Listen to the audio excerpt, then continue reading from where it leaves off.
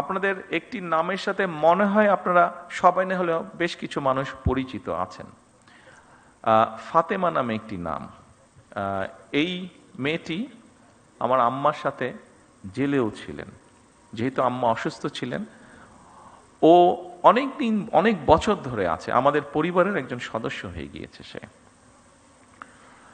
তো এখন দুদিন আগে তার এক আত্মীয়, ওর বাড়ি বরিশালের দিকে, তো দুদিন আগে তার এক আত্মীয়, আমরা এখানে প্রসূতি মায়ের কথা বলেছি, তার এক আত্মীয় তার এরকম কমপ্লিকেসি দেখা দেবার পরে হাসপাতালে নেওয়া হলো। হাসপাতালে নেওয়ার সাথে বরিশাল হাসপাতালে নেওয়া হলো। বরিশাল হাসপাতালে নেওয়ার সাথে সাথে তারা বললো বিভিন্ন রকম কমপ্লিকেসি, ওখানে ইনকিউবেটর বোধ আপনি পাঠিয়েছেন না একমিশন, তো নেই, তাকে সাথে সাথে ঢাকায় রেফার করা হচ্ছে।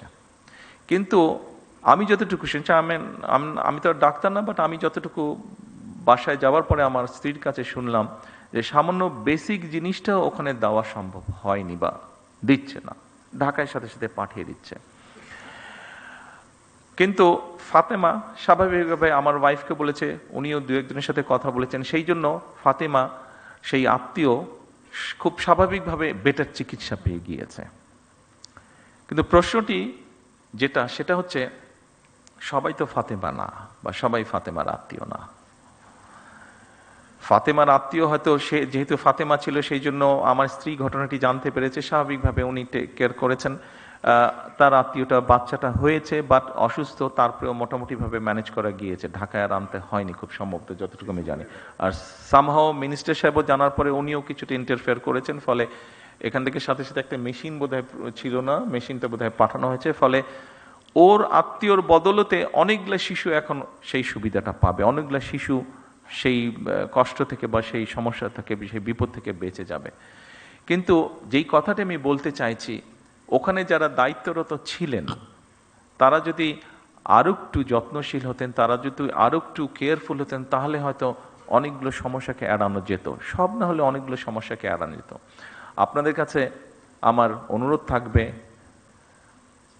এই দেশের একজন নাগরিক হিসাবে আমাদেরকে সাহায্য করুন, সরকারকে সাহায্য করুন, যেন আমরা কাউকে ফাতেমার আত্মীয় হওয়ার প্রয়োজন হবে না, যে কোনো মানুষ যাতে মিনিমাম হলেও চিকিৎসা সুবিধাটি দিতে পারেন। আর আপনাদের যে সমস্যাগুলো আছে, আপনাদের কাজ করতে গিয়ে যে সমস্যাগুলো আছে আপনারা এখানে উল্লেখ করেছেন, সেই সমস্যাগুলো একবারে আমাদের পক্ষে সমাধান করা সম্ভব না, এটি আপনারাও বুঝতে পারেন।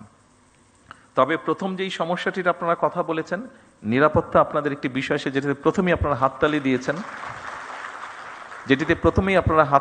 আমি জিজ্ঞেস করলাম যে ওটাতে আপনারা হাততালি দেন, খুব সম্ভবত 3 নম্বর পয়েন্ট ছিল বোধহয় ওটা।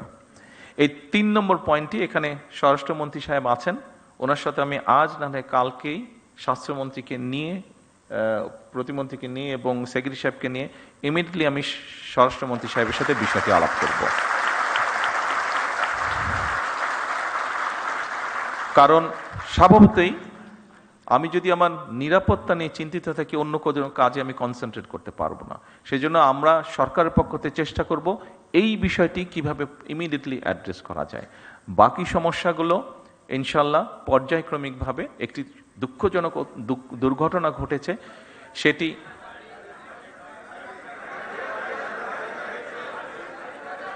গাড়ি বলছেন না বাড়ি বলছেন? হ্যাঁ, গাড়ি। আমি আসছিলাম, সেটাতেই আমি আসছিলাম, জি, টেইলার ড্রাইভার, সেটাতেও আমি আসছিলাম। দেখুন,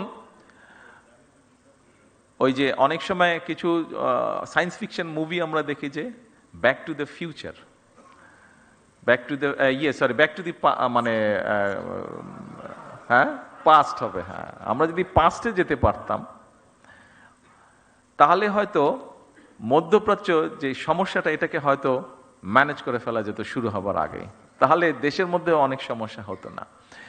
তেলের যেই কিছু কিছু ক্ষেত্রে বিভিন্নভাবে কিছু অসুবিধা হচ্ছে, যেটি আপনারা বলেছেন, অবশ্যই ইট ইজ নিডেড। একটু সময় দিন আমাদেরকে, আমরা যেহেতু পিছন তো যেতে পারবো না, সামনে পিছনে যেই সমস্যাটা তৈরি হয়েছে এটার জন্য আরও সমস্যা তৈরি হয়েছে, আমাদেরকে অতিরিক্ত অনেক বেশি দাম দিয়ে দেশের মানুষ যাতে স্বাভাবিকভাবে সব কিছু রাখতে পারে, আমাদের যেরকম ভর্তুকির পরিমাণ বাড়াতে হয়েছে জ্বালানিতে, একইভাবে ইন্টারন্যাশনাল মার্কেট থেকে $2 বিলিয়নেরও বেশি ডলার দিয়ে আমাদেরকে ইমিডিয়েট তেল ক্রয় করতে হয়েছে। তার ফলে সরকারের বা জনগণের অনেকগুলো অর্থ খরচ হয়ে গিয়েছে।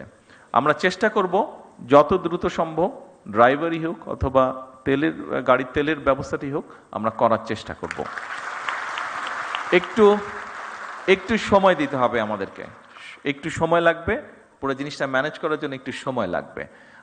আপনারা একটু ধৈর্য ধরেন, ইনশাল্লাহ বাকিগুলো ধীরে ধীরে আমরা করব। তবে নিরাপত্তার বিষয়টি আমরা ইনশাল্লাহ ইমিডিয়েটলি দেখব।